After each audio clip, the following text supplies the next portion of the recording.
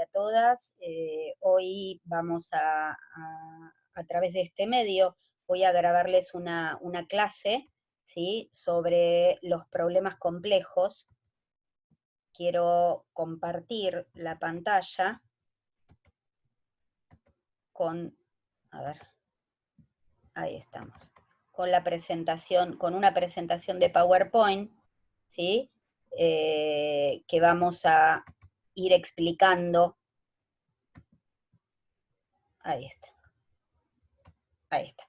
Bueno, la idea de este video entonces va a ser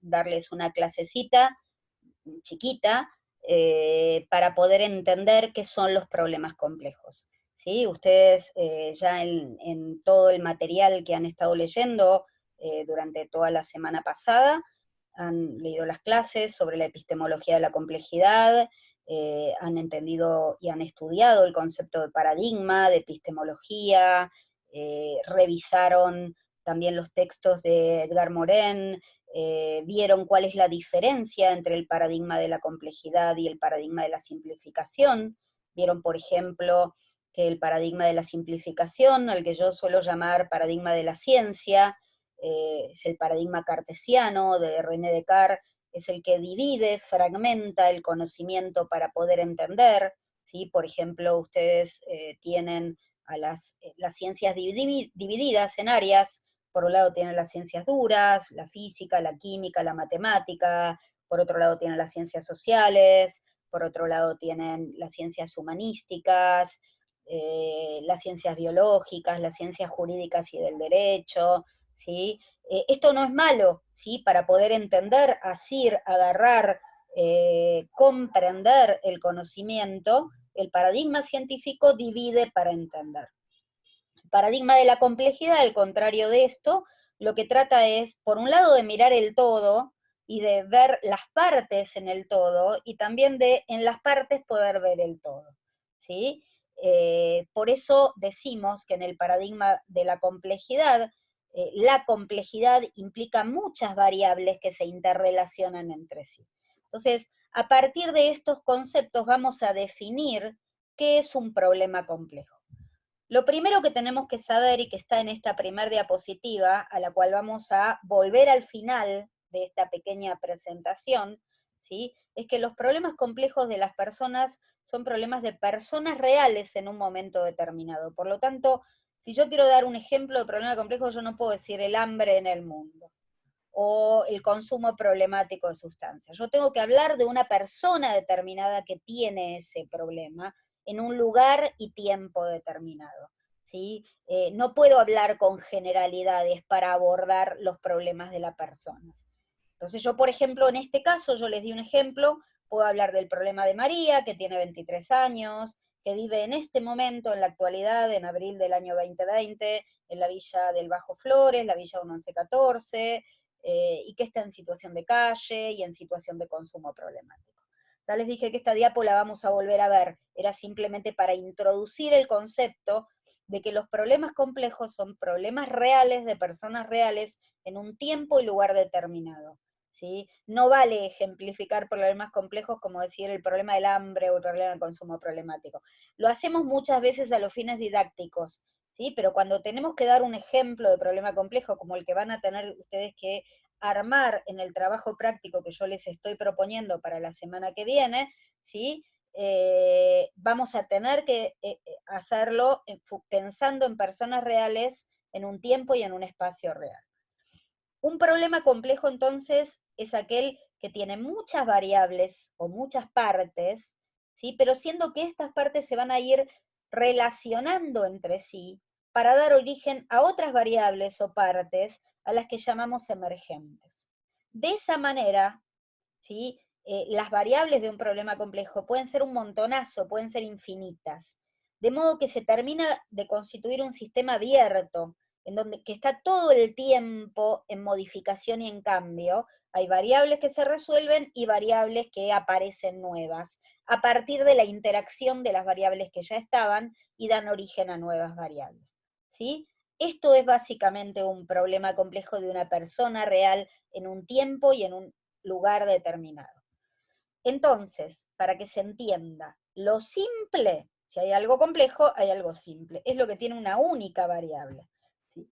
Simple tiene una sola variable. Por ejemplo, si yo interpreto que el problema del consumo problemático de sustancias es un problema porque existen las sustancias psicoactivas o las drogas, y si las drogas desaparecen de la faz de la Tierra, desaparece el problema, eso es una mirada simplista del problema. Si hay droga, hay problema, si no hay droga, no hay problema. Entonces, hagamos una guerra contra las drogas y hagamos que desaparezcan todas las drogas y de esa manera desaparece el problema del consumo. Hoy por hoy sabemos que eso no es tan así, pero todavía hay muchos modelos que tienen esta mirada. Pero eso implica una única variable, la droga. La presencia de la droga es la que hace que el problema exista. Vamos a ver que esto no es tan así a lo largo de otras unidades de esta materia. ¿Sí? Pero esto es simplemente a modo de que entiendan qué significa un problema simple. ¿Qué es un problema complicado o difícil? Es un problema que tiene muchas variables, por eso yo acá puse muchas rayitas, cada rayita es una variable, ¿sí? Y que muchas veces justamente porque tiene muchas variables se hace difícil de resolver. Pero un problema complicado o difícil siempre tiene alguna solución, a través probablemente de una fórmula difícil de aplicar, que requiere concentración, que requiere mucho tiempo, pero que a la larga va a terminar teniendo una única solución correcta o incorrecta. Esto es el ejemplo del cubo Rubik. Yo puedo tardar un montón en tratar de resolverlo, el cubo mágico, ese que tiene distintos colores en distintas caras, ¿sí? El que les ponía el padre Charlie en el resumen de la clase. Bueno, la realidad es que si yo busco la solución al cubo Rubik en internet, por ejemplo, van a encontrar modos de resolverlo, ¿sí? A través de una fórmula, ¿sí? Voy para acá, voy para allá, voy para allá, y si tengo paciencia y lo voy haciendo despacito sin equivocarme, el cubo se resuelve, ¿sí? Lo mismo si yo quisiera resolver a mano, sin calculadora, esta cuenta de dividir. Es una cuenta difícil, pero tiene una técnica para resolverla que si yo la aplico con conciencia, con tiempo y con detalle, ¿sí? Prestando atención y sin equivocarme, esa cuenta va a tener una única respuesta correcta o incorrecta. Sin embargo, cuando yo defino complejo, problema complejo, yo tengo muchas variables, acá podría haber hecho más, no me alcanzó el espacio para dibujar más barritas, pero la particularidad es que esas variables, por ejemplo, variable 1 y variable 2, se relacionan dando origen a una variable 3, que la dibujé simplemente de otro color para que entiendan que esta variable 3 tiene un nombre, se llama emergente. Es una variable exactamente igual a la otra, ¿sí? Pero se originó de complementar, de relacionar otras variables. Yo puedo relacionar más de una variable, como acá es la variable 3, la variable 4, la variable 6, se relacionan y dan origen a otra variable, ¿sí? Y así sucesivamente se van a ir dando origen cada vez a más variables, ¿sí? De modo que el problema complejo puede tener infinitas variables, ¿sí? Por eso yo nunca lo termino de comprender en su totalidad, yo lo corto para poder abordarlo, ¿sí? Y sobre todo lo que más veo son las variables más urgentes de resolución, ¿sí? Pero en el fondo no lo termino de entender en su totalidad. ¿Cómo se postula que las personas resolvemos los problemas complejos? Bueno, se postula que los problemas complejos se resuelven con un método lineal, ¿sí? Esta es una línea de tiempo y esta es una línea en relación al problema y la solución, ¿sí? Entonces, yo primero obtengo información, datos del problema, luego analizo esa información, formulo una solución e implemento esa solución. Perdón. La realidad es que no es así como se resuelven los problemas complejos. Los problemas complejos más bien se resuelven como la línea verde, no tanto como la línea roja, ¿sí? Con lo que se llama la prueba de ensayo-error, ¿sí? Yo veo un problema, lo visualizo, supongo que es un problema, ensayo una solución y entonces obtengo información, ensayo otra solución, obtengo y analizo información, ensayo otra solución y así sucesivamente. Más bien, uno no sigue una planificación lineal, uno diseña con el método más bien de ensayo-error. Bien, los problemas complejos tienen características determinadas y es importante entenderlas. ¿Cuáles? Cada problema complejo se dice que no se entiende hasta que se comienza a desarrollar una solución. En el ejemplo inicial que yo les daba, María, 23 años, vive en la calle, en el Bajo Flores, en la villa, rancha en la calle, en una ranchada, así se llaman esos lugares, ¿sí? Si yo la veo y no hablo con ella y no trato de entender de qué se trata, yo puedo decir, bueno, si yo resuelvo el problema del consumo de María, seguramente se resuelven todos sus problemas. Cuando yo me pongo a hablar con María y veo que ella hace tiempo que vive en la calle, está muy distanciada de su familia, está muy flaca, no come bien, su adicción a la pasta base es muy importante, me voy dando cuenta que ese problema tiene tantas variables que no es tan sencillo de entender ni de resolver, que no hay una única solución, que no sé por dónde empezar, cuál de todas esas variables es la más complicada, cuál de todas esas variables es la más urgente, ¿sí? Entonces yo voy entendiendo y comprendiendo el problema complejo a partir de que voy entendiendo qué es lo que le pasa a la persona y voy reconociendo cada una de las variables del problema y cómo se interrelacionan. Los problemas complejos, dicen, no tienen un final definido.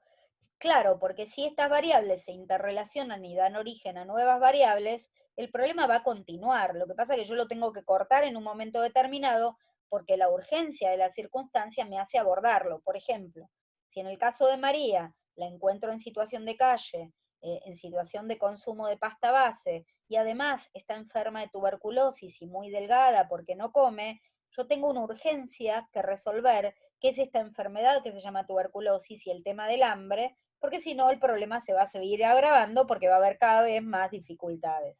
¿Sí? Yo no puedo tomarme un montón de tiempo para analizar la situación y resolver el problema, ¿sí? Porque hay algo que es urgente y es apremiante y tengo que empezar a tratar de abordarlo.